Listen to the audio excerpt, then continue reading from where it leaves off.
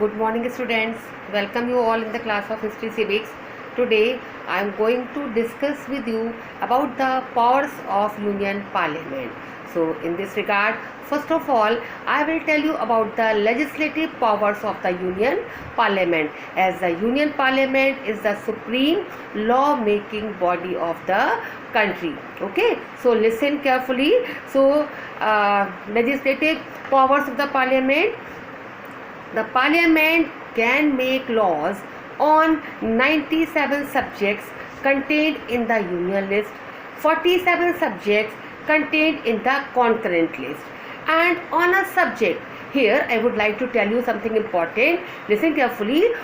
On a subject which is mentioned in the concurrent list, both the Parliament as well as the state legislature can make the laws, but the parliamentary law supersedes the law of the state legislature. Means if any dispute occurs, if any problem occurs between the law made by the Parliament and the state legislature, then the central law will prevail. Okay, now let us know about the residuary powers.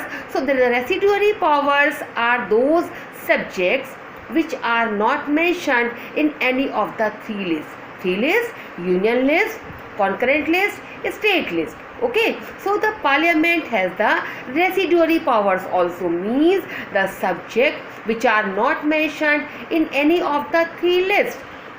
The Union Parliament can make laws on those subjects also. Now let us know the powers of Parliament regarding the subjects which are mentioned in the state list. So the Parliament can make laws on 66 subjects which are mentioned in the state list. Normally, state government, state legislature is responsible to make laws on the subjects which are mentioned in the state list. Okay, but in certain circumstances, the Union Parliament can make laws on the state list subjects also. So what are those circumstances? Listen carefully. First, during the proclamation of national emergency.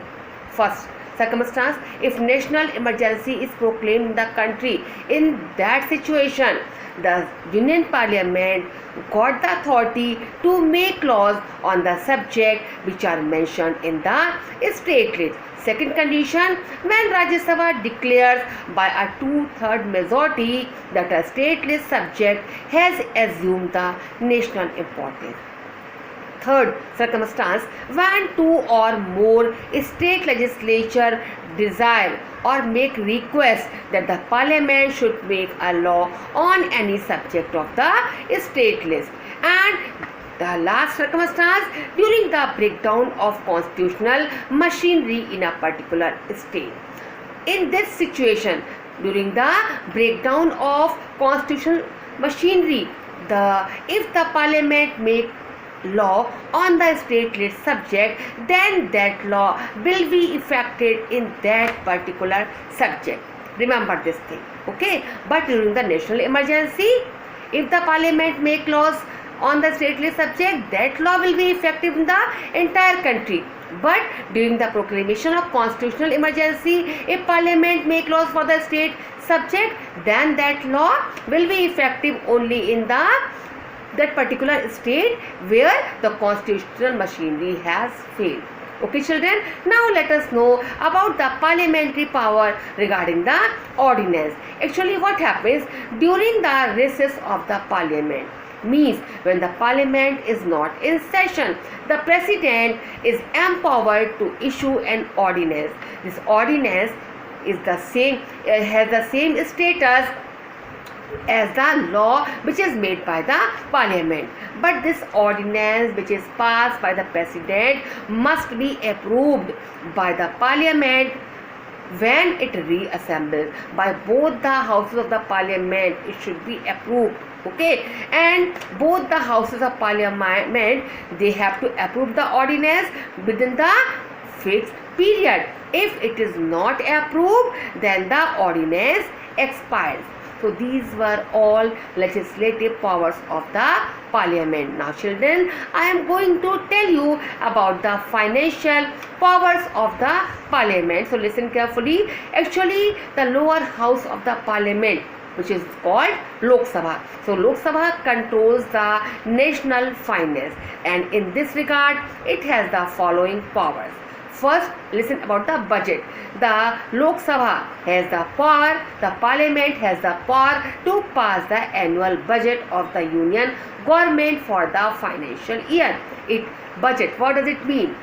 Budget contains the estimates of the income and expenditure, and budget is presented in the two parts, namely the railway budget and the general budget. Okay, now let us know about the supplementary grants. What does it mean and what powers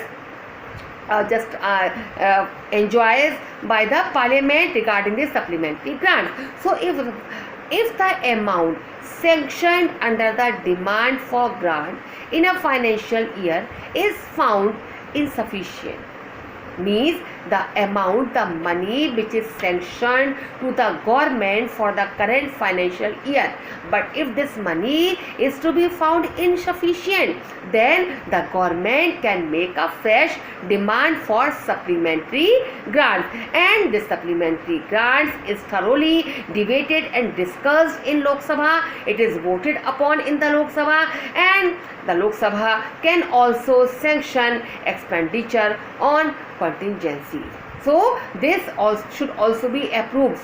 The supplementary grants is also to be approved by Lok Sabha. Okay. Then let us know about the vote on accounts. What does it mean? Vote on account, actually it is a measure to authorize the executive, the ministry, executive means ministry, to draw money from the consolidated fund of India. Okay, and this Lok Sabha has the power to pass the vote on account. Vote on account should be passed by Lok Sabha. Okay, and vote on accounts, it is the power given to the executive to draw money from the consolidated fund of India. Now the parliament, it also determines the salaries and allowances of the MPs and the ministers. Okay, and no new tax can be imposed on the public without the sanction, without the approval of the parliament. Nor the government can spend a single pie without the approval of the parliament, and money bill can be introduced only in Lok Sabha. Okay, and let us know about the other monetary controls. So during the discussion on the budget, cut motions in the demand for grant enable the parliament to exercise control over finance. Similarly, the Public Accounts Committee of the Parliament ensures that public money is spent in accordance with Parliament decision or not. Okay, it examines reports of the Comptroller General and Auditor General of India. Means Parliament keeps a check on the income and expenditure of the government. Without the approval of the Parliament, government cannot spend even a single pie. Okay, so these are the legislative and financial powers of the parliament. In tomorrow's video, I will tell you about the control over executive. Okay children, till then have a good day.